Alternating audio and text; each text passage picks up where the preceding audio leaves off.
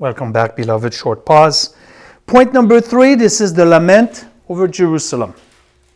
Come with me, we read Luke 27 to 31.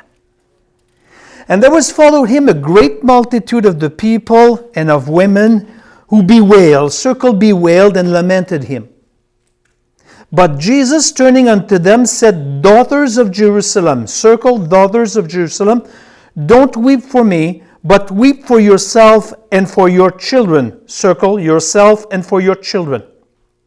For behold, the days are coming in which they will say, Blessed are the barren and the wombs that never bare, and the breasts that never gave suck. Then shall they begin to say to the mountains, Fall upon us, and to the hills cover us. For if they do these things, circle the old expression, for if they do these things in the green tree, what shall be done in the dry? Circle that, please. Going back to verse 27, these are professional whalers. Still can be seen today when there is an Arab settlement, those who are hired to whale. You still have that in some Jewish funerals as well. Depends how they die. Circle the daughters of Jerusalem of verse 28. These are not the women that followed Jesus from Galilee. He says, daughters of Jerusalem, not Galilee. It's not the many women that cared for him from Galilee. They are from Jerusalem.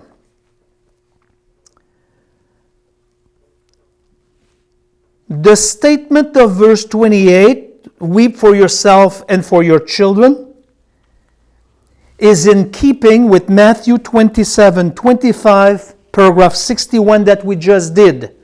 May his blood be upon us and upon our children. It's the same type of statement. Because they, daughter of Jerusalem, when he says here, don't weep for me, but weep for yourself and for your children, meaning if you live another 40 years, AD 70 is coming, and your children will be cooked unless they believe in me. That's the same saying. Because they will suffer, that's what I would put in your notes, because they will suffer the severity of AD 70.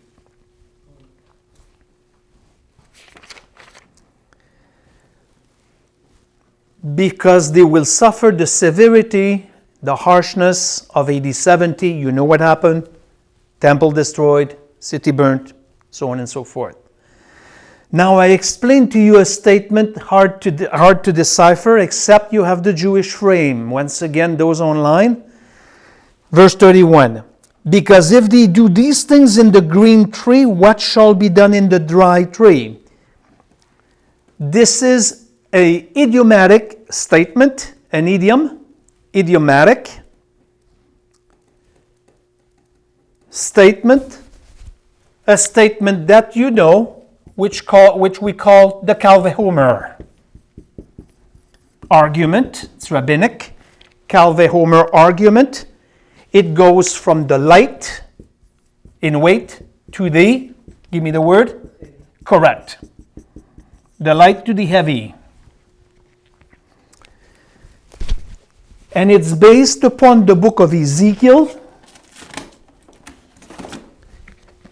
It's based upon the book of Ezekiel. You see that it's good to interpret scriptures with scriptures. Ezekiel chapter 20, verses 47 reads like this. And say to the forest of the Negev, hear the word of Jehovah. Thus says the Lord God, behold, I am about to kindle a fire in you, and will consume every green tree in you, as well as every dry tree. The blazing flame will not be quenched, and the whole surface from the south to north will be burnt by it. It's based upon this passage, and it means this. I paraphrase that for you. It means this, quote, if I suffer this much being innocent, green, if I suffer this much being innocent, semicolon, how much more you will suffer that are guilty. How much more you will suffer that are guilty. I repeat 2 times. Folks, if I suffer this much being innocent, I'm green, still sap in me, lots of spirit, how much more will suffer those that are guilty, the dry wood? End of quote. Makes sense? A lot, based upon Ezekiel. You don't need to note that. Let me give you stories of Jewish Midrash concerning the Psalms here. The Jewish mindset of this. I'm going to give you 2 there short. Quote, Rabbi Yossi said while carrying his cross, if it is thus for those who do his will, how much more for those who anger him? End of quote. Same line of thinking, Rabbi Yossi. Another one. Yossi was crucified because of doing God's will. If he suffered that much, how much more? Calva Homer, those who anger him will suffer. End of quote. So same thinking. That's why basically the graduation in Jewish studies, that's rabbinic writings, knowing from the Talmud, from the Mishnah, and also from the Gemara. Stage number 4. Okay? I will always tell you. Stage number 4, Mark 15:22. Go to Mark 15:22, turn the page, go to the right top 2 to 8 on the left. I want only one word. And they bring Jesus onto the place called Golgotha, which is being interpreted the place of the skull. That's what we call the arrival in Golgotha. And I would like you to make a note. No gospel says that it looks like a skull, like people tell you when you go on a tour with them. No gospel says that it looks like a skull. It was simply a place of execution.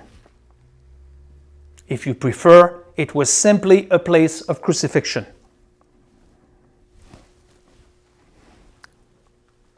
This is another place. When they take you to the land of Israel, it's a traditional site. It's not authentic. If you go there today and you place yourself as a certain angle and you take a picture, the hill looks like a skull. But the holes that are dug into the mountain here, they were dug in 1880 in the 18th century to quarry stone. So it doesn't go back in the time of Christ. It was a place of quarrying stone that was not existent in Jesus' day. So it does not look like a skull. It's not the place of the skull. Point number 5. Mark 15:23, Mark 15:23, and also Matthew 34. Come. Point number 5. Look what I did in my own. It's been a long time. Number 4 in red, number 5 there, so that I may know where to go. It's helpful to do that. Come. And they offered him wine, circle wine mingled with myrrh. But he received it not. Make a note of that. Go to Matthew, right beside it on the right. They gave him wine. Circle your wine again. Mingle with gall. Circle gall, it's new. And when he had tasted it, he would not drink. So you have 3 substances. They offer him this. A mix of wine,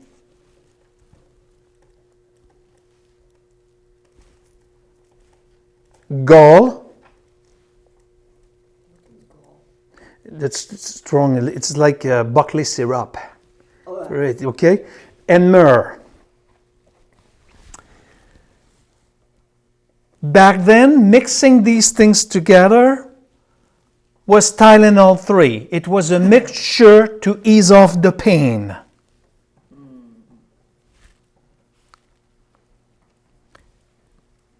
very similar to the most gross syrup that you can get when you have the flu today.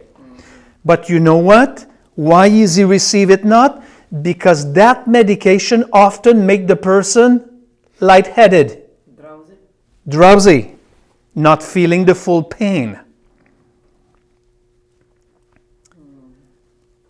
Right now, Jesus is on the cross and he needs to be in full control of his emotion and spirit. That's why he refused it. He does not partake of it. This is very important to make your note right now, because later on, soon next week, he will be offered vinegar and he will drink it. So we need to understand that this is not the same mixture. Here it's wine, gall, and myrrh, and this is something to ease off the pain that most of the time make the person a little bit drowsy, tipsy, and so on, because you don't feel the pain. Jesus, goes to the full extent. He will feel the pain and remain in control of what he needs to say from the cross. But it's before they nailed him. It's before. He's not on the cross yet. No, not on the cross yet. No, that's what they offer him because of the scourge and all that kind of stuff. Okay? Capital E, the crucifixion proper. Yeah, poor Jesus. Yeah. Capital E, the crucifixion. Now you turn the page. Turn your page on your outlines. I forgot to tell you. Go to capital E. I made a message on it at the Passover. The first 3 hours, the wrath of man. The second 3 hours, the wrath of God. The accompanying sign and so on. So make your notes right now. We're not done. We come to E, the crucifixion. It will comprise paragraph 164 to 166. Make your notes. You see, it's gone. Doesn't matter. From 164 to 166. No. We'll leave them there. Okay. The dates, we are still on the 15th of Nisan. Sorry to cut you here. We are still on the 15th of Nisan, 3080, or April 7th, 3080. We're still on Friday.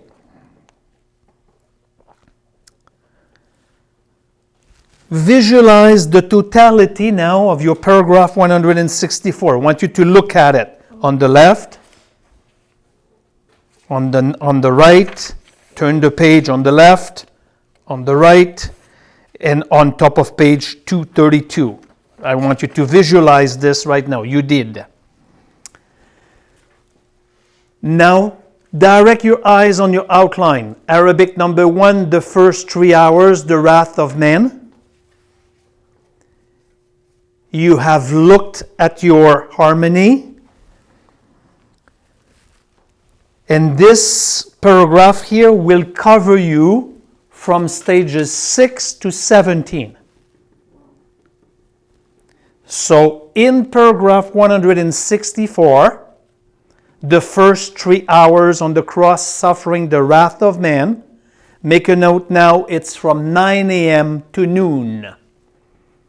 We are 9 a.m. in the morning on that Friday to noon, includes for you stages 6 to 17. So don't ask me if we will finish that tonight. Absolutely not. Are you with me? Stage 6. Left-hand side, Mark 24. And they crucified him. That's all I want. Go to Mark 25. I can read the whole thing. And part his garment among them, casting lots. I will cover everything. And go to Mark 25 on the page 229, and it was the 3rd hour. That's what I want. I want they crucify him and the 3rd hour. That's what I want. So page 6, what is that? And they crucified him, and then you go to Mark 25 on the other page, and I only want the 3rd hour. When you convert the 3rd hour to our system, it's 9 a.m. in the morning. It's important, very important what I say, people online also. So what time is it right now? It's Friday at 9 a.m. in the morning. It's very significant because of Passover. We're not there. It's very significant. You need to close your eyes and visualize two mounts in your mind. You look at Mount Zion where the temple was located, and you transfer your eyes on Mount Golgotha. Okay? At 9 a.m. in the morning. You need to visualize two mounts. I cannot visualize, it's too graphic for me. Okay? Number one, you visualize the Temple Mount, where a lamb was offered, an animal, by the priesthood, called the Hagigah. And when you transfer your lambs to Mount Golgotha, you have there the Lamb of God, nailed to the cross. Two mounts. You have these guys, very pious. They cleansed the city. They threw the body of Judas Iscariot over the fence to be able to offer that sacrifice. The people came to see it. But on Golgotha, at the same time, you have the God-man nailed to the cross, giving his ransom for many. When the writer, the gospel writer, that's why I wanted to mark 24, they crucified him. They don't need to provide details. It's the first century. No need to explain. Today you don't need it. You buy a new cell phone, you know that the button is on the side to start it, and when the keypad appears, I don't need to explain that to you. You might need to explain that in 2,000 years down the road. If we reach that, you're going to have to explain it because the cell phone will be in your brain right now. And even the pictures, the painting of the Roman Michelangelo in Rome and so on, they mislead the people. Back then, people understood what crucifixion entails. Let's spend some time on this. I'm there now, to your joy and to their joy as well. I expound on this right now, the types of crosses. We have 4 types to consider. I would like you to draw this. Olga will do a better job and will come up for the next life of Christ in 2034. Sure. With a drum. The first one is the telephone post. Called in Roman crux or crux simplex. That's the telephone post type. When you are crucified on this one, later on I will explain a ledge here. You know what a wedge or a ledge to talk about here. When you're crucified on this one, you have one nail going through both feet like this, and your hands are like this. Very logical, crisscross behind you. So you need 2 nails. One here that drive into both here, and one in the feet. And the sign on top, it's the reason why the person is crucified. That's the telephone post cross, crux simplex. The second type of crosses that we have is the X format. It's called crux decussata, from where we have the word 10, decade 10, because it's in the shape of Roman numeral 10. X. And on this one, that's the one on which Peter would have been crucified, because you're crucified this way, so it's very logical to be able to be crucified upside down. So you're crucified and you switch the cross like this, my head is down and my arm is like this. So Peter would have been crucified on crux decussata, coming from the Roman 10 number. Doesn't have the bar like this. It's only me that makes it in my notes and so on this way. So according to church tradition, Peter would have been crucified on that style, because that's the only one that you can be basically crucified upside down. Then you go to number 3 in in Latin 2, crux commissa, connected. This is the capital T format. So in that case, you have a nail there, a nail there, and a nail there. and the parchment giving the reason of the crucifixion is at the bottom of the cross in that case. What do you mean parchment? A parchment, it's a sign of what crime you've committed to be. It's written on it. Crucified because I led a revolt against Rome. But we'll see that. Number 4, that's crus immissa, inserted. What does it mean, tau? That's the word for capital T. That's the Greek word for T. Ah, tau. Like From the alpha and the omega, tau. tau, okay. Okay?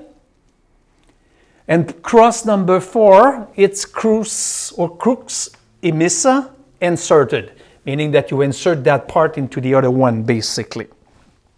So on this one, how they were arms like this and legs Same like as this. another? Same as this. The only difference is the sign being down. We don't have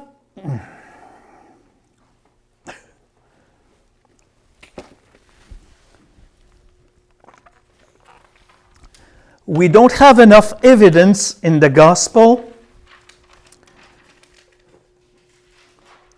to be 100% sure of what they used. You have lots of note to make here. Of course, right here, you have a very high level of certainty. I would go, write that down for yourself, 95% of certainty.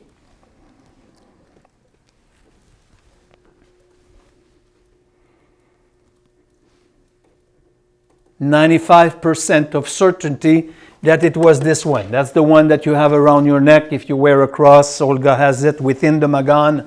That's the one I accepted because we got that made. That's what we wanted.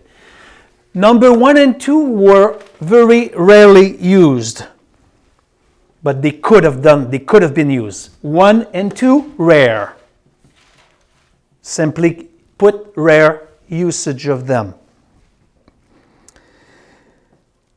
Now, if we have options right now between 3 and 4, if we take the options in 3 and 4, we know for certainty that it was number 4, simply because the sign was put above his head. We will see that later.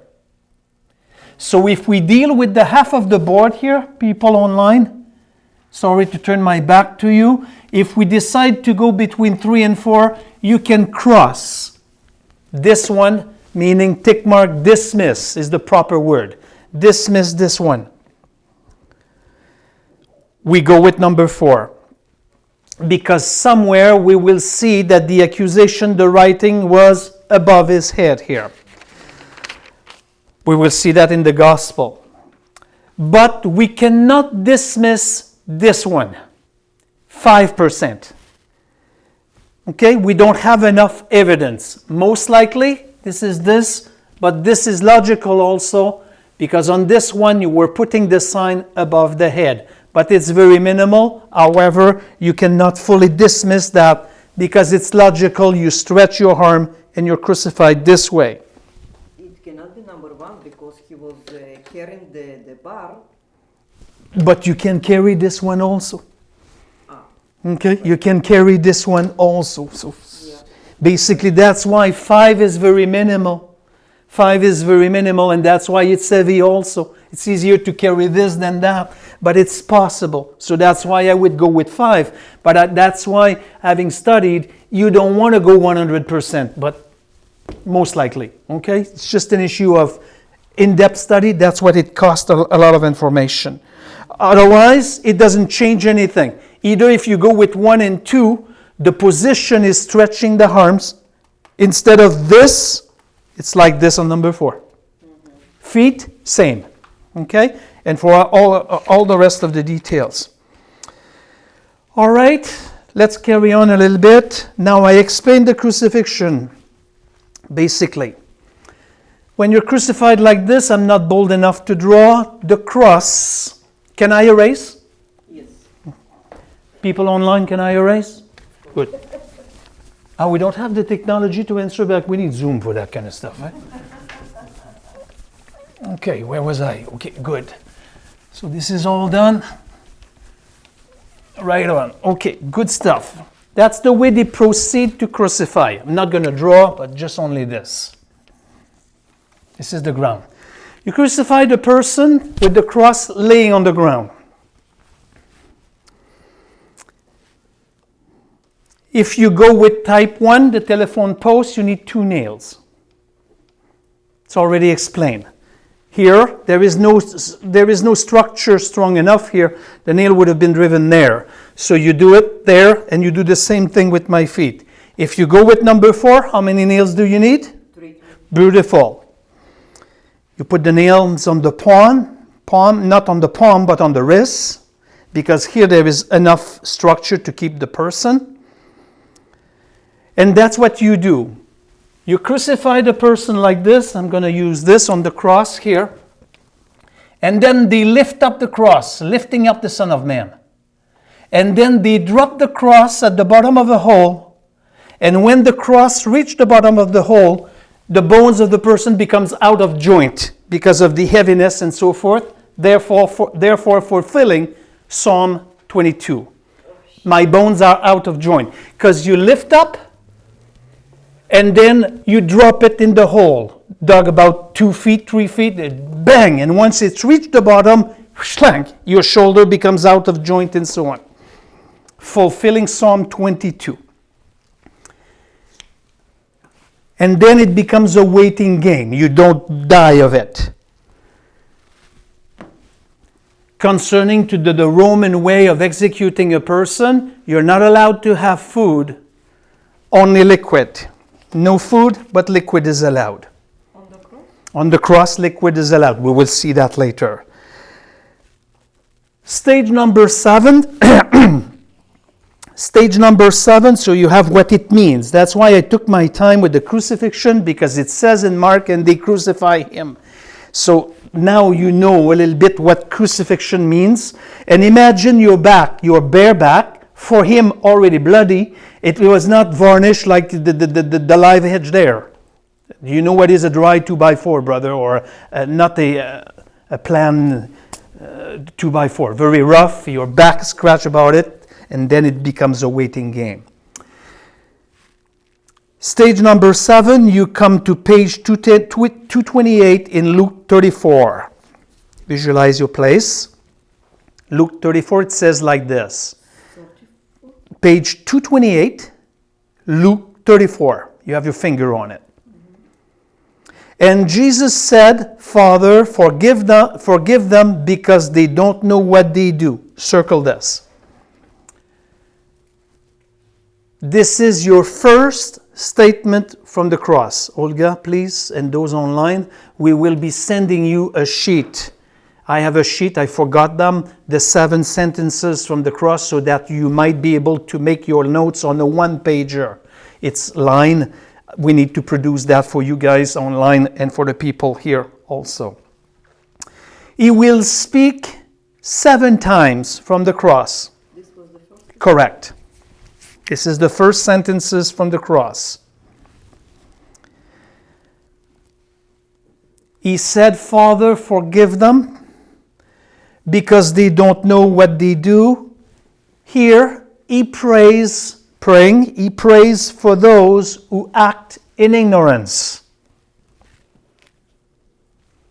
He prays for those who have been acting in ignorance.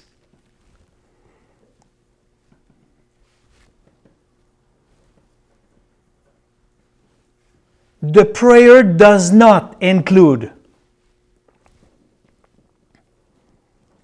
the following. The prayer does not include the following people. He is not praying for Pilate.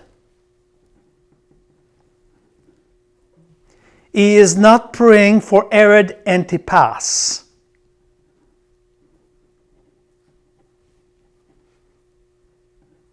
He is not praying for Judas the Iscariot.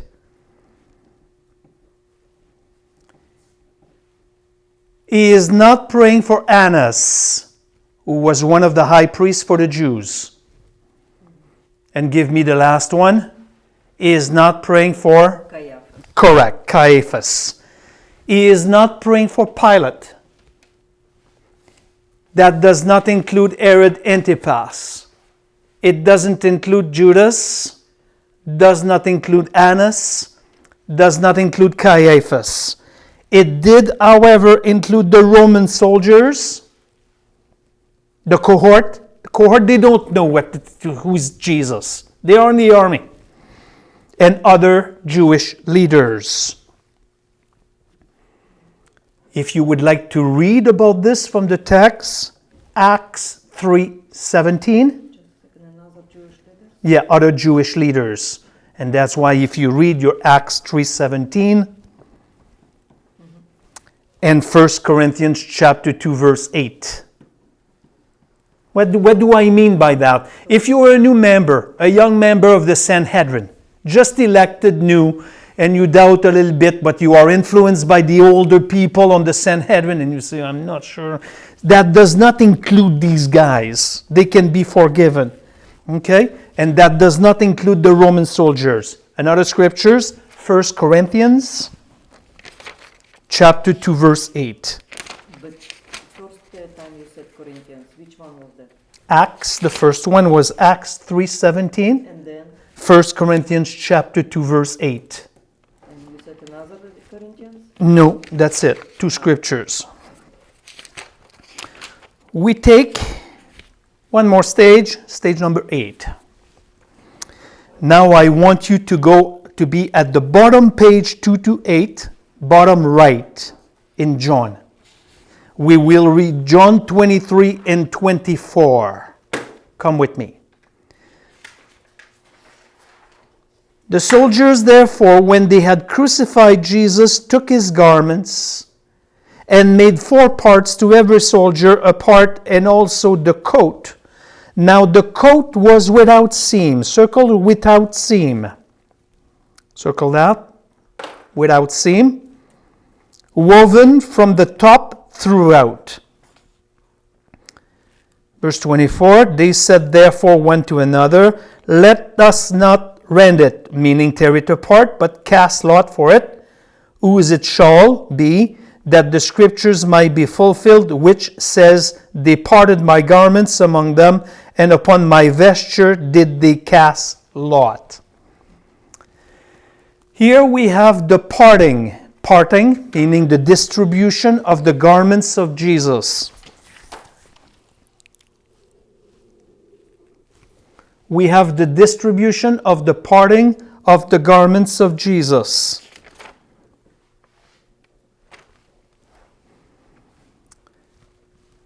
You ready? The average male of the first century Israel, the average in wealth, the average male of the first century Israel wore 5 pieces of garment. They were wearing 5 pieces of garment, of clothing, if you prefer. The average male of the first century Israel, they were wearing 5 different pieces of clothing or garments. At the same time? Yes, on and off. I will name them to you now. The first item is called the upper or outer garment. Upper or upper or outer garment. Number 2, that's what you call the undergarment or inner garment or tunic. Undergarment, inner garment, or tunic. That's what is close to the skin. Number 3, some kind of head covering for the male. Long head covering because of the heat and so on. Some kind of head covering. Number 4, sandals or shoes. Of course, it's sandals, leather, sandals, or shoes. Number 5, it's a robe or outer coat. By itself, that's the larger single piece of cloth. It's like a blanket.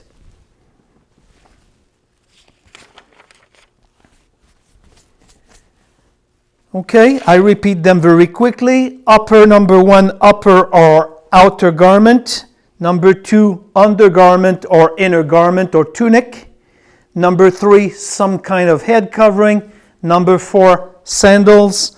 And then the robe or outer coat. That's the piece of garment here that they will not rend because it's one piece here. By itself, it's the larger piece of cloth here. The soldier that does the crucifixion, as a spoil, they would get part of the garment of the person, the clothing of the victim. Why they need this? That's because you crucify somebody, you take one piece of his cloth. It's a souvenir, or if you want to keep it for yourself. It's first century. There's some that are poor that don't have these things. Let me carry on here. We will come to the outer garment. Yeah, there is one misconception in the painting in Italy and so on. You always see Jesus on the crucifix with a loin covering. There is no such a thing. Crucifixion is naked, adding to the shame of the Messiah, specifically the Jewish people, the arumim, the nakedness. There is no such a thing as a loin covering, adding to the shame of what the Messiah took. Like I said, each soldier would have normally a piece of clothing. But when we come to Jesus, to his outer coat, let's read again here. They therefore one to another, let us not rend it, but cast lot for it, who shall be, that the scriptures might be fulfilled. And go back a little bit when I was asking you to circle, was without seam. Circle was without seam here. When they saw that the larger piece of clothing was without seam, they never tear it apart. They fulfilled Psalm 22 verse 18. That's why the Psalm 22 verse 18 is quoted there. What is seam? Seam, the stitches, yeah. So it's up. It's a full, it's an upper garment, but it was not many pieces attached together. It was woven in one piece. So that's my next statement.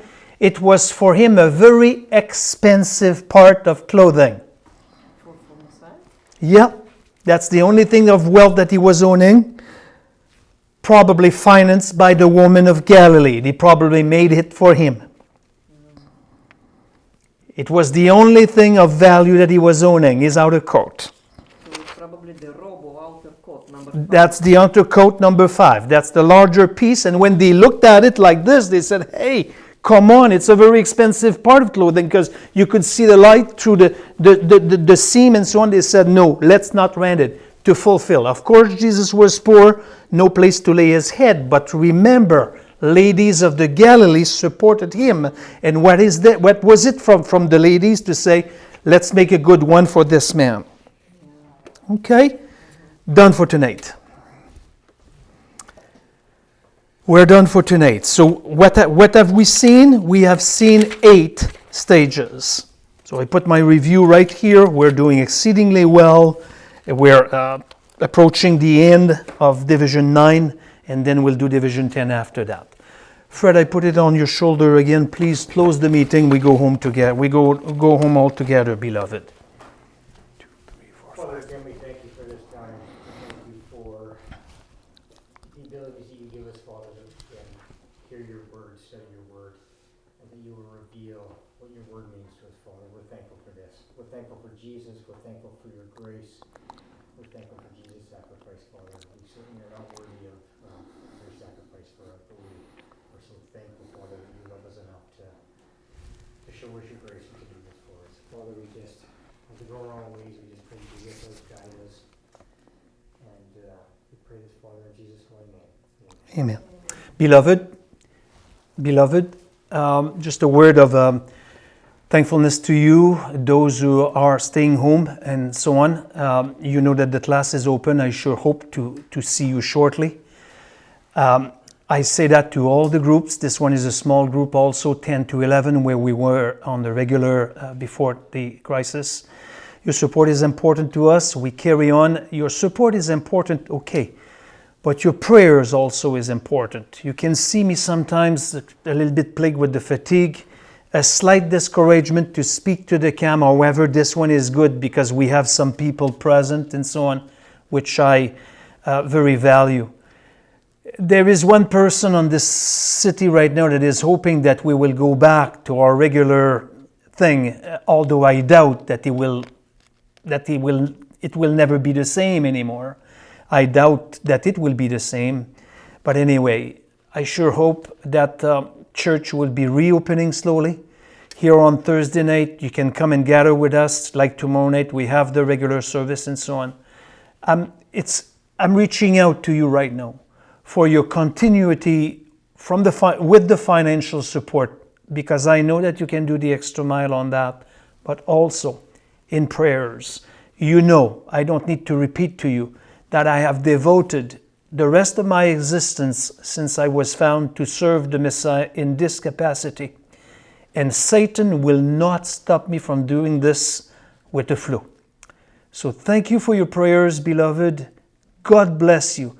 We have time. The summer is coming. We'll finish this.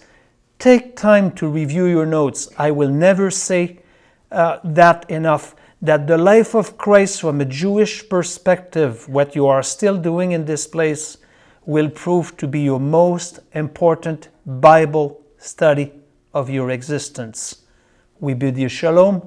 Thank you for watching.